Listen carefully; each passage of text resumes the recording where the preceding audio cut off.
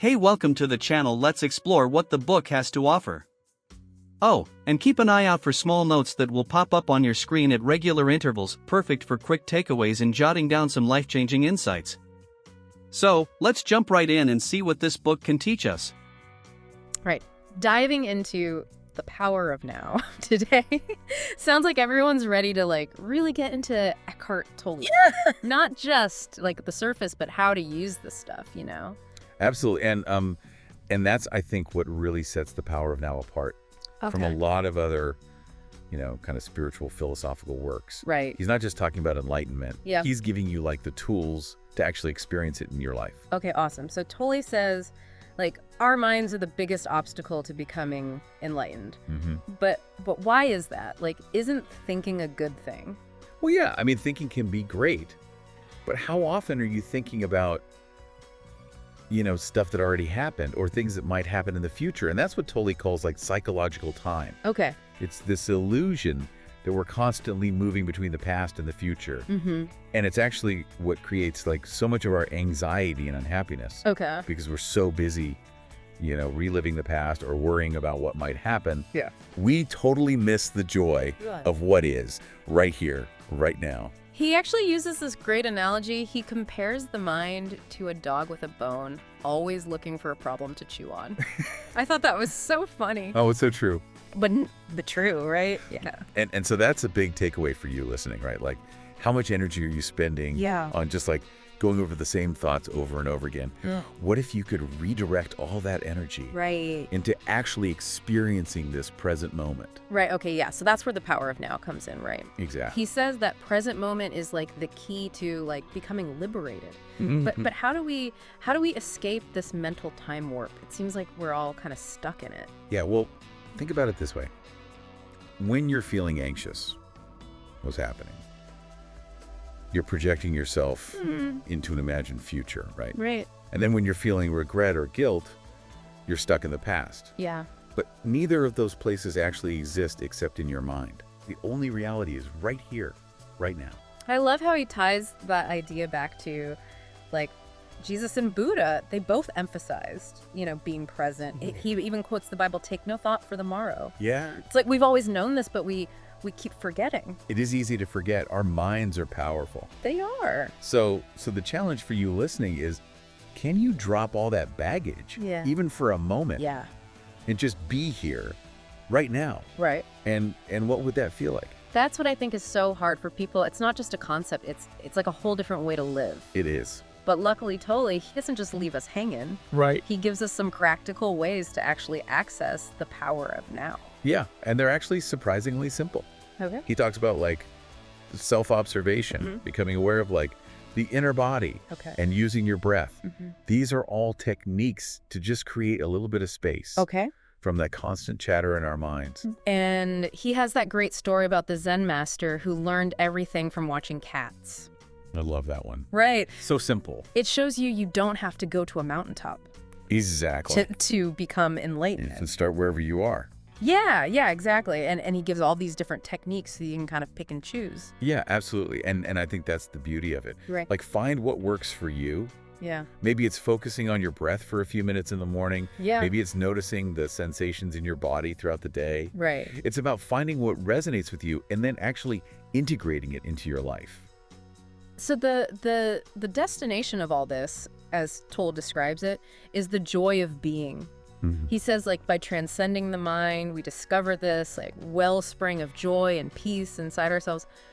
But how is that different than just feeling happy? Well, think about happiness for a second, right? Usually it's caused by something external, something that's happening in your life. And so what happens when that thing goes away? Right. The happiness fades, right? Okay. The joy that Tolle is talking about isn't dependent on external circumstances. Yeah. It's a state of being. It's an uncaused joy that comes from connecting with your true self. He has this great quote, I love it, where he writes, "Life flows with ease. When we let go of needing a certain outcome, it makes you wonder what your life would be like if you could just let go of control." That is a powerful question, and I think that's a question for you listening to consider. What would it mean for you to experience that kind of peace that's unshakable? how would it change the way you approach like challenges or relationships, or even just the little moments in your day? That's what I think is so interesting about the power of now. It's not just like personal, it's also about how we relate to other people. Absolutely. Tolle says, like, our ego is what creates most of the conflict and the suffering in our relationships. Yeah, he really gets into how, like, our egos lead us to judge people, criticize people, use other people. Right. All of which prevents us from really connecting with them. Right. Like, we project all of our insecurities and expectations onto other people. Yeah. And that's a recipe for disaster. And he paints this scenario in the book where he's describing this couple, and they're just trapped in this cycle of unconsciousness, always blaming each other for their unhappiness, but totally missing how their own egos are creating the whole conflict. And it's such a common dynamic, isn't it? It is, yeah. It's painful, but it's relatable. So that brings up the question, like, where are you getting caught in those ego traps? Right. Are you projecting your needs and expectations onto the people around you? What would it look like to bring more presence, more awareness into those interactions? So I think that's where this idea of surrender comes in, right? Yeah. Dale talks about surrender, not like giving up, but like a powerful shift in how we're thinking in our consciousness. Exactly. It's about accepting what is in this present moment without resistance. Okay. And when we do that, something really interesting happens. Okay. We open ourselves up to a different kind of energy, to like an intelligence Okay. that's beyond our limited egoic minds. He has a great line. He says, surrender is the most important thing you can do to bring about positive change. I think that's powerful, but I think a lot of people struggle with what that actually means in their life. It can feel really counterintuitive, especially in a world that's constantly telling us to strive and control and achieve. Right. But think about it. How much energy do you waste fighting against reality? Yeah. What if you could just surrender to the isness of this moment, even if it's unpleasant? Yeah. Maybe that's where like real change, real freedom begins. That makes a lot of sense, but what about in situations where you feel like you do need to take action? Isn't surrender just like giving up? That's a great question. Yeah. And it speaks to a really common misconception about surrender. Okay. It's not about becoming passive or letting people walk all over you. It's about... So how do you balance surrender with, sometimes needing to fight for what's right? Well, I think the key is in discerning how you take action, all right? Okay. Are you reacting from a place of fear, anger, resentment? Or are you acting from a place of centered awareness? Okay. From a deep understanding of what the situation actually requires. Right. That's the difference between ego-driven action and surrendered action. And I imagine that can be really hard to figure out, when you're in the middle of something. Absolutely. It can be really tough, but that's where the practice comes in. The more we can cultivate presence and surrender in our daily lives, the more we develop that inner compass that can guide us to act with wisdom and compassion, right? Even in really challenging situations. This is starting to make so much sense. Yeah. But I have to admit, it's a lot to take in. It is. The Power of Now is definitely a book to like sit with, to contemplate, to let the ideas really sink in. It's not like a quick fix or a self-help manual or something. Right. It's more like a guidebook for a lifelong journey. Exactly. And that journey starts with the simplest but most profound act. Becoming aware of this present moment. Right now. Yeah. And that journey of awareness can lead us to some pretty like fascinating concepts in the power of now. Yeah. One of the most, I think, challenging and maybe even liberating is this idea of the pain body. The pain body. Yeah, I gotta admit, this is one of the things in the book that I kind of struggled with a little bit. Yeah. Can you break that down? It's a dense concept for sure. Yeah. So the pain body is essentially like this accumulation of old emotional pain that we all carry around with us, like almost like an energetic entity that can get triggered by certain situations or people. Yeah. And cause us to react in ways that we're not even conscious of. So it's not just like we feel pain in the moment. It's like we're carrying around all this stuff from the past. It's bad. And it's affecting how we're experiencing the present. Exactly. And what's even more interesting is that the pain body actually wants more pain. Oh, wow. It wants to keep itself alive. Okay. By feeding on any experience that resonates with its own like negative energy. Mm-hmm. So it might cause you to seek out drama in your relationships Okay. or sabotage your own success, almost like it's an addiction to suffering. Wow, that makes a lot of sense. Okay, but if we're all carrying this pain body around, Right. how do we like get out from under it? It sounds kind of bleak. Well, that's where Tolle offers this powerful antidote, and that is awareness. Okay. He uses this metaphor of light dissolving darkness. Mm-hmm. You can't fight the darkness, Right. but you can bring in the light. So just by like being aware of it, by seeing it without judgment, Exactly. we can start to like disentangle ourselves from it. Exactly. It's like shining a light on something that's been hiding in the shadows. Mm-hmm. Once you can see it clearly, it loses its power over you. Okay. It becomes just another sensation in your body, a passing cloud in the vast sky of your consciousness. So it's not about like trying to get rid of the pain body. It's about changing how we relate to it. Exactly. That's the key. Okay. It's a shift in perspective, Yeah. a shift in awareness. It's about recognizing that you are not your pain body. Right. You are the awareness that is observing it. Okay, so how do we actually like become more conscious of it? What does that actually look like? Start by noticing when you're feeling like negative emotions, Okay. anger, sadness, resentment. These are all like signals that the pain body is activated. But instead of getting caught up in the story Yeah. that your mind creates around those emotions, just pay attention to the raw sensations in your body. Okay. Notice where you feel like tension or tightness, Right. heaviness, So instead of thinking, "Oh, my partner's making me so angry," right? I would just notice the Yeah. feeling of anger Just the feeling. Yeah, without blaming anyone. exactly. By doing that, Okay. you're creating that separation between you and the emotion. Right. You're no longer identifying with it as like my anger. Right. You're observing it as a temporary sensation. Yeah. It's like watching a storm cloud pass overhead. Mm-hmm. You don't try to fight it. You don't try to control it. Right. You just acknowledge its presence Okay. and you allow it to move on. I'm seeing how this connects back to the idea of surrender, right? Yeah. Instead of fighting it, we're surrendering to it Yeah, and just letting it be. exactly. That's a great insight. Yeah. And as you practice this, as you get more skilled at observing that pain body, you'll notice it has less and less power over you. Right. You'll be less reactive, more centered, and more able to choose how you respond Oh, okay. to challenging situations. This is so helpful.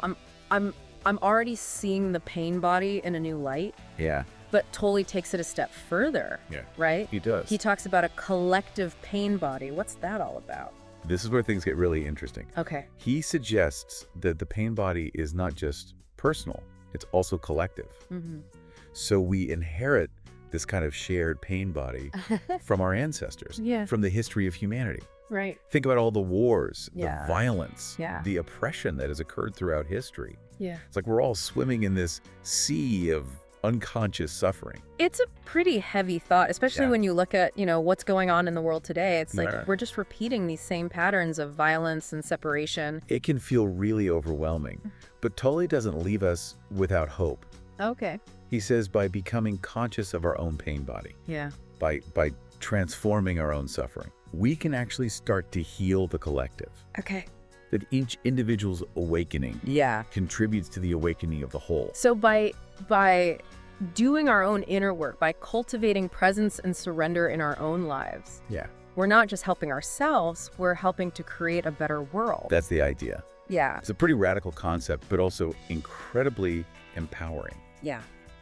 It suggests we each have a role to play in the evolution of human consciousness. So that brings us to one of the most intriguing aspects of the power of now, and that's Tolle's exploration of the portals Yes. into the unmanifested. The portals, yeah. So what are these portals, and how do we find them?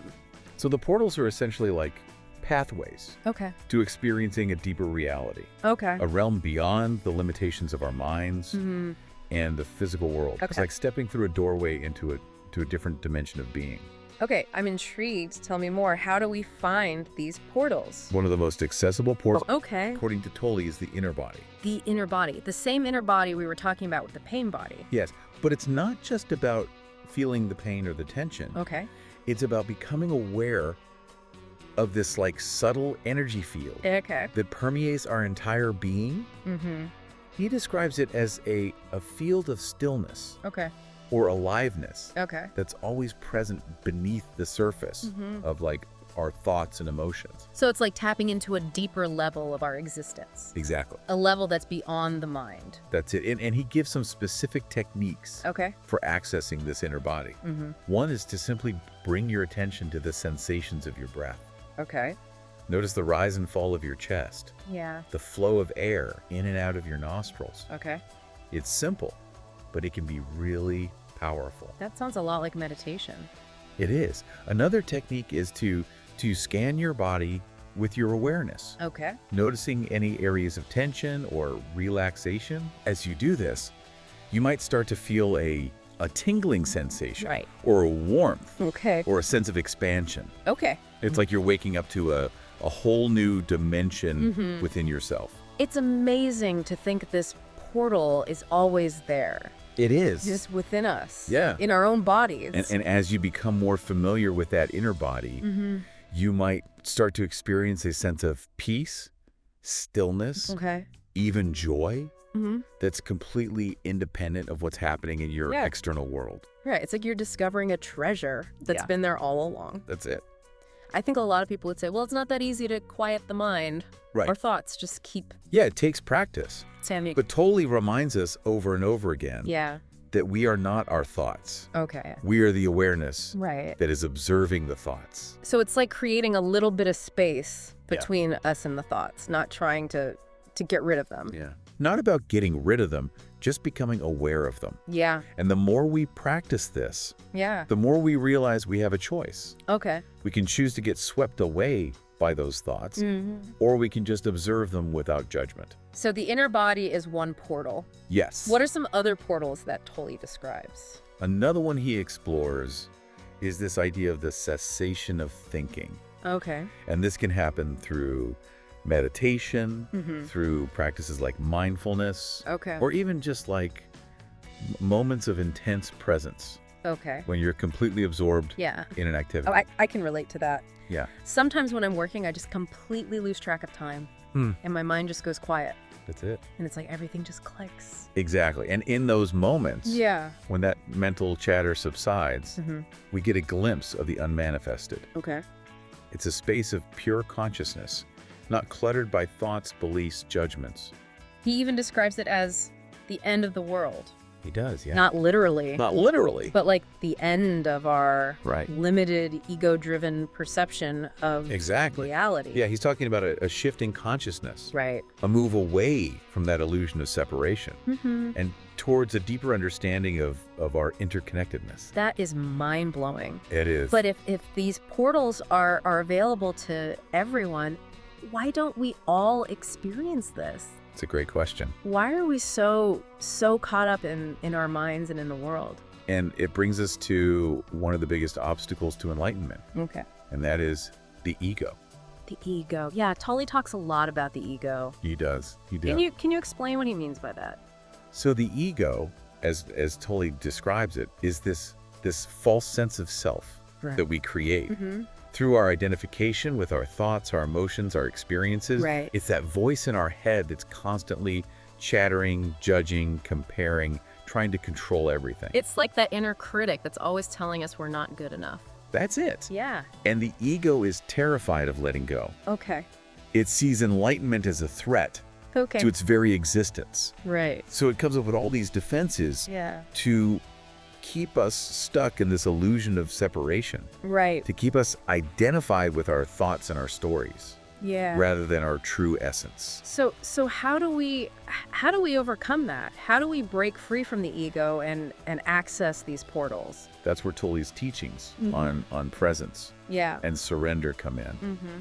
The more we can cultivate present moment awareness, Okay. the weaker the ego's hold on us becomes. Like the light of our consciousness is dissolving the darkness. Exactly. Okay. Ego. And as we practice surrender, Mm-hmm. as we let go of the need to control everything, Right. we create space for a deeper intelligence to emerge. Okay. We align ourselves with the flow of life, Mm-hmm. allowing things to unfold naturally Right. without resistance. So it's about trust. It is about trust. Yeah. Trusting that there's some wisdom at work that's bigger than our minds.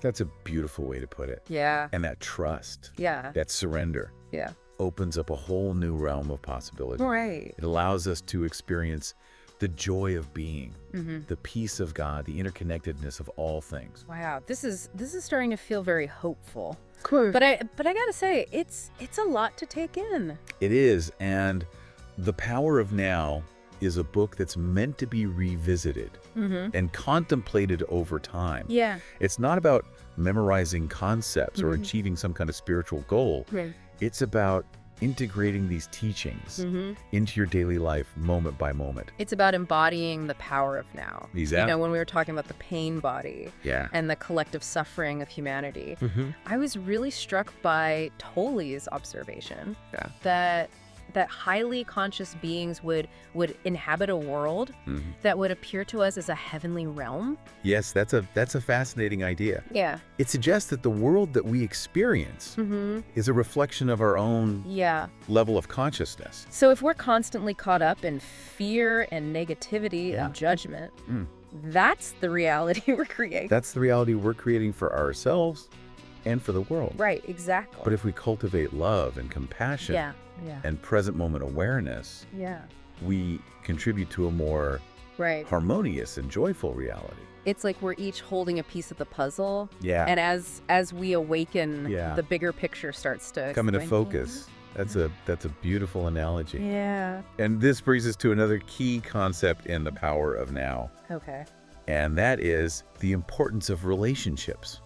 Relationships. In our spiritual journey. He really emphasizes that relationships are a powerful catalyst for growth. He does. And he's not talking about some idealized romantic notion of love. He's talking about the messy, challenging, often frustrating reality of human interactions. He actually says that relationships aren't here to make us happy. That's right. He says if we pursue happiness through relationships, we're bound to be disappointed. Okay. Instead, he suggests that relationships are here to make us conscious. Okay, so how do relationships make us conscious? Well, think about it. Yeah. Relationships bring up all our stuff. Right. Our insecurities, our fears, our attachment patterns, our unconscious beliefs. Yeah. It all gets triggered in the context of intimate connection. It's like a mirror reflecting back all the parts of ourselves that we'd rather not see. Exactly. Yeah. And this can be really painful. Right. Confusing, even infuriating at times. Yeah. But it's also an incredible opportunity for growth. Okay. Because when those uncomfortable emotions, those patterns arise, we have a choice. Okay. We can either react unconsciously, perpetuating that cycle of suffering, or we can bring in the light of our awareness and choose a different response. So relationships are a training ground for presence and surrender. They are. Yeah. And this is where Tolle's teachings become really practical. Okay. He offers specific guidance on how to navigate the challenges of relationships with more awareness and compassion. So like what kind of advice does he give? Well, one of the most important things is this need to take responsibility for our own inner state. So instead of blaming our partner for our unhappiness, we need to become aware of our own thoughts, emotions, and reactive patterns. Easier said than done. It is much easier to point the finger outward than to look within. But it's essential. But it is essential for creating healthy and conscious relationships. Because when we take responsibility for our own inner state, we stop projecting our negativity onto our partner. We create space for them to be who they are without trying to change them or control them. That's like we're each owning our part of the puzzle. Exactly. And this shift in perspective can really transform the dynamics of a relationship. Instead of getting caught in those endless cycles of blame and reactivity, we start to relate to each other from a place of greater understanding and compassion. So the goal is to become more conscious individuals within the relationship. Exactly. And that individual growth then contributes to the evolution of the relationship itself. It creates a space for deeper connection, intimacy, and love. He also talks about the importance of acceptance in relationships. He says, like, if we can't accept our partner as they are, we're essentially rejecting a part of ourselves. That's a profound insight.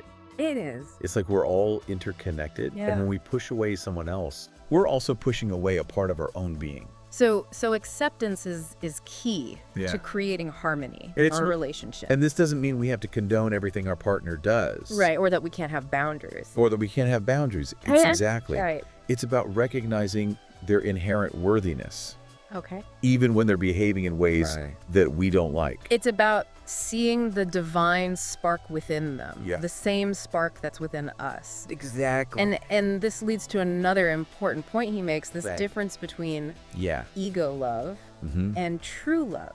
So ego love is conditional. Okay. It's based on what we can get from the other person, whether it's attention, validation, security, whatever. It's like we're using the other person to try to fill a void in ourselves. Exactly. Right. And this kind of love always leads to suffering Okay. because it's rooted in neediness and attachment. So what's the alternative? What does true love look like? True love, as Tolle describes it, Yeah. is unconditional. Okay. It's a state of being, a recognition of the inherent oneness of all things. It's the kind of love that can't be taken away. Exactly. Yeah. And it's available to us all, Right. regardless of whether we're in a romantic relationship Yeah. or not. It's the love that comes from the depths of our being. Yeah. From our connection to To the source, yeah. the source. And this kind of love can really transform Yeah. our relationships and our lives. Yeah. In really profound ways. Absolutely. Now, one thing that really stood out to me in The Power of Now was Tolle's discussion of conscious death.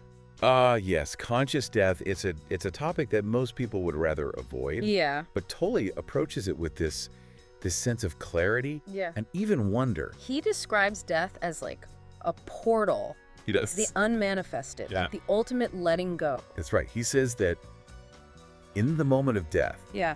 when the ego's grip on us loosens, we have this opportunity Okay. to experience a profound shift Okay. in consciousness. It's like the veil between this world and the next. Yes. It's just dissolved. Exactly. And this can be a moment of great liberation, a merging with the infinite. But he also says that most people aren't really prepared for that transition. That's true. Right. They're too attached to their identity, their possessions, the world. That's true. But he suggests Yeah. that by cultivating present moment awareness and practicing surrender throughout our lives, Okay. we can become more conscious of death Okay. and even embrace it as a natural part Yeah. of the cycle of existence. Like we're preparing ourselves It is. for the ultimate journey. Yeah. And this preparation involves letting go of our fear of death, Okay. our resistance to the unknown. So in a way, conscious death is like the ultimate surrender. Wow. And it's a surrender that can lead to a profound sense of peace and even joy. This has been such an insightful conversation. I Yeah. feel like I'm a lot more clear about the ideas in The Power of Now. Yeah. But it's a lot to process. It is, yeah. So what are some key takeaways that we can start to use in our lives right now? Well, I think one of the most important takeaways is that the present moment Yeah. is all we ever have. Okay. The past is gone, the future's uncertain, and all that truly exists is right now. So we got to learn to live in the now. That's it, and that involves Yeah. becoming aware of our thoughts and emotions without judgment, connecting with our inner bodies, Yeah. and practicing surrender to what This is is. about shifting our focus from the mind to being. Exactly. Right. And another key takeaway is that we are not our minds. Right. The ego, Yeah. as Tolle describes it, Yeah. is this false sense of self that we create through identification with our thoughts, emotions, and experiences. So we have to disidentify from the ego We do. and connect with our true essence. And connect with our true essence, which is pure consciousness. Right. And that involves That's right. becoming aware of the ego's patterns. Yes, becoming aware of those patterns of resistance, Yeah. control, judgment, and choosing a different way of being. It's about stepping out of the drama Yeah. of our minds and into the peace and stillness Of the present moment. of the present moment. Yeah. Okay. And another key takeaway, I think, is that relationships are such a powerful catalyst for growth and awakening. They provide us with so many opportunities to become more conscious Yeah. of our own patterns Right. and to practice presence and surrender in the face of challenges. So instead of seeing relationships as a source of happiness, Yeah. we can see them as a spiritual practice. Exactly. And this Absolutely. practice involves Taking responsibility for our own inner state, Okay. accepting our partners as they are, and cultivating unconditional love. It's about recognizing that oneness, Yeah, all things, that's it. even in the midst of conflict and Even in the midst of conflict and separation. Yeah. Right, okay. And finally, Tolle reminds us that death is not the end, but rather a transition to a different dimension of existence. Right. And by becoming more conscious of death throughout our lives, Yeah. we can let go of our fear Okay. and embrace the unknown with greater peace Okay. and acceptance. This is so powerful, but I have to ask, like, how do we actually put all of this into practice? That's a great question. It's a lot. It is a lot. It's profound. It is. But it can also feel kind of overwhelming. Yeah, and Tolle acknowledges that Yeah. enlightenment is not a one-time event. Right. It's an ongoing journey. All right. It's not about achieving some kind of perfect state. It's about making those small incremental shifts Yeah. in our awareness Yeah. and our way of being. So it's about taking baby steps, moment by moment. Exactly. Yeah. And one of the simplest yet most effective ways to start embodying the power of now Okay. is to cultivate a practice of gratitude. Gratitude. Okay, how does that help? Well, when we're feeling grateful, we're naturally more present. Okay. We're focused on the good in our lives, Okay. the blessings that we often take for granted. It's like choosing to see the abundance. Yeah. That's already there, expert. Exactly. And it helps us to kind of rewire our brains in a way. Okay. To focus on the positive rather than getting stuck in that Yeah. negativity bias that our minds tend to have. It sounds like something you could integrate into, like, even the busiest of days, you know? Absolutely. You don't have to set aside hours for meditation. Right. Or retreat to a monastery to experience the benefits. Right. You can start by just taking a few moments each day to appreciate the simple things. The warmth of the sun, a delicious meal, a kind word from a friend. It's about, like, savoring those little things, Yeah. the everyday miracles that we often overlook. Exactly. And as you make gratitude a conscious practice, you'll start to notice more and more things to be grateful for. Right. It's like a positive feedback loop. Right? Yeah. It creates this upward spiral of joy and appreciation. Another practical technique that Tolle talks about is becoming aware of our self-talk. Ah, yes, self-talk. He says, like, our minds are just constantly chattering away, Yeah. often with negative or limiting beliefs. Yeah, and that negative self-talk can create so much suffering. Yeah. So the first step is to just become aware of it. Like, what are the stories Yeah. that your mind is telling you? Yeah. Pay attention to the thoughts that are running through your head throughout the day. Mm. Are they mostly positive or negative? Are they supportive or critical? It's like eavesdropping on your own mind. It is. It's like, yeah, taking an inventory of your mental landscape. Yeah. And once you become aware of those thought patterns, Yeah. then you can start to challenge them. Yeah. You can question those negative or limiting beliefs Right. that are holding you back. So instead of thinking, I'm not good enough, Yeah. you would say, I am capable and worthy. That's a great example. Yeah. And that shift in self-talk Yeah. can have this ripple effect Right. on your whole life, your confidence, your relationships, Right. Yeah. your ability to achieve your goals. Another technique that he emphasizes is the power of the breath. Ah, yes, the breath. He says, like, by bringing our attention to our breath, we can kind of anchor ourselves in the present moment Yeah. and calm our minds. The breath is such a wonderful tool for cultivating presence Yeah. because it's always available to us. Right. You don't need any special equipment. You don't need a quiet space. You can just take a few deep breaths anytime, anywhere. So if we're feeling stressed or anxious or overwhelmed, Yeah. we can just use the breath to kind of bring us back. Exactly. And there are so many different breathing techniques Oh. that you can experiment with. One simple one is to just count your breaths. Okay. Inhale for a count of 4, hold for 4. Exhale for 4, hold for 4.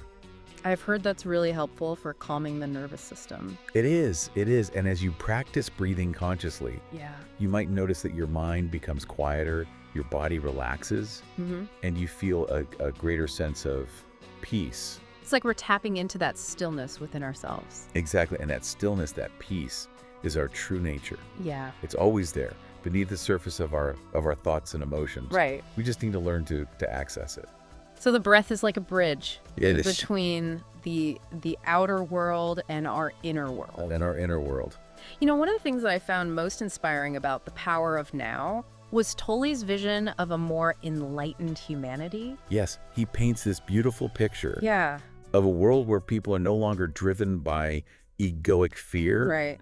and separation, Right. but by love, compassion, interconnectedness. It's a world where we recognize our shared humanity Yeah, and we work together to create a more peaceful and sustainable future. exactly. And this vision might seem idealistic to some, Yeah. but Tolle argues that it's not only possible, but it's essential Okay. for our survival as a species. He says we're at this like critical point Yeah. in human evolution. Yeah, we have a choice to make. Yeah. We can continue down the path of ego-driven destruction, Right. or we can choose a different way. And he believes that the power of now this present moment awareness is the key to creating this new world. I think you're right. So by cultivating our own inner peace, our own awakening, we're actually helping to awaken all of humanity. Exactly, and that might sound like a grand claim, but it's consistent with the teachings of many wisdom traditions throughout history. It's that idea that each individual's enlightenment has this ripple effect. Yes. And it influences the whole. The whole, yeah. So this brings us back to that question of how we make these teachings practical. Yeah. In our own lives, it's not about becoming some kind of spiritual superhero or anything. Right. It's not about perfection. Right. It's about making those small, Yeah. conscious choices each day. It's about bringing awareness to our thoughts. Yes. Our words, our actions. Our interactions with others. Yeah. Even in the most mundane activities. Recognizing that sacredness. Yeah.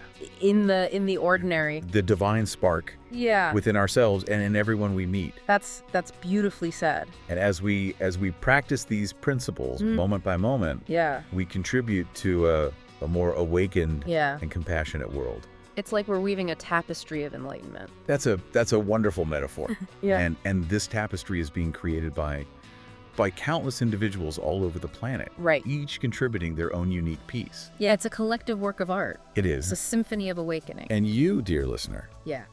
are a part of that symphony. Yeah. Your presence, your awareness, your choices, they matter. Yeah. You have the power to create a more beautiful and loving world, Yeah. starting right now, in this very moment. What a powerful message to end on. It is. Before we wrap up this deep dive, I'd like to leave you with one final thought. Okay. From Eckhart Tolle, he writes, "The world arises as consciousness takes on form. If we create our own reality through our perceptions, what kind of world are you creating right now?" That's a great question for all of us to ponder. Well, thank you so much for joining us on this deep dive into the power of now. It's been a pleasure. We hope you found it insightful and inspiring. Yes. May you find peace, joy, and enlightenment in the power of now. Kindly head down to description and click the link to purchase the book. Thank you for listening to us. Please kindly like, share, and subscribe to the channel. Also, please let us know which book you would like us to summarize.